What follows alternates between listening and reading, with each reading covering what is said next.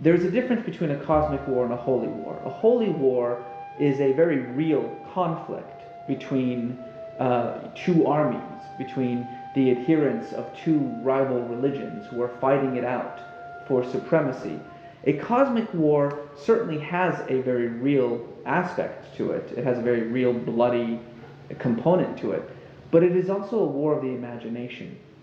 It's a war in which one thinks that one's actions on earth are merely a reflection of actions that are taking place in heaven, in which the armies that are fighting here on earth are simply reflections of good versus evil, light versus darkness, and in which our own actions on earth are actually not our actions at all, but in fact we are merely actors in a script written by God before time even began. Could you make that a bit more specific by, let's say, Bush at one hand and Osama bin Laden at the other one? It's precisely this war of the imagination that Osama bin Laden is fighting.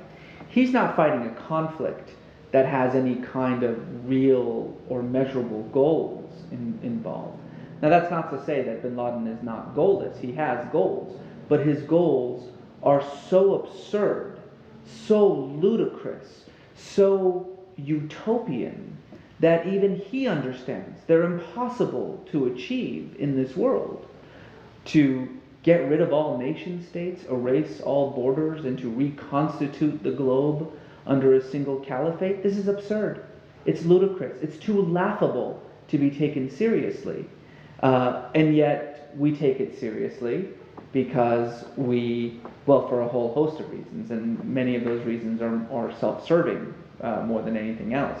In the United States, we call this the terrorism industry, the industry that's involved in benefiting from this constant fear of terror, when in fact, as I say in the book, you're more likely to be struck by lightning than you are to be killed by a terrorist. But over and beyond that, what bin Laden and what his fellow jihadists are engaged in is a war of the imagination. They don't talk of any kind of victory. It's the West that talks more about the goals and policies and agendas of the jihadists than they themselves ever speak of. But that doesn't mean that he doesn't have any grievances. In fact, he's got an enormous amount of grievances, from the suffering of the Palestinians to Western hegemony to American support for dictatorships, to even the socioeconomic problems that so many Muslims around the world are dealing with. These are legitimate grievances, and they have to be addressed as such. But I do want to emphasize that for people like bin Laden and for these jihadists, these grievances are not grievances per se. Instead, these grievances are used as tools by the jihadists. They're means of creating a collective identity, because the truth of the matter is that these are legitimate grievances. They're the grievances that a great many Muslims around the world have, and they're grievances that are not being addressed. They're not being dealt with. The genius of bin Laden is his ability to connect these local grievances with global grievances to create a single narrative, a narrative of suffering and injustice at the hands of the West.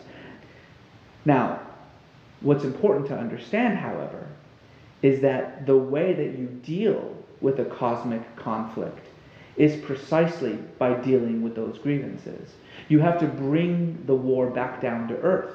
You can't engage a cosmic warrior on his own terms, because you can't win a cosmic war.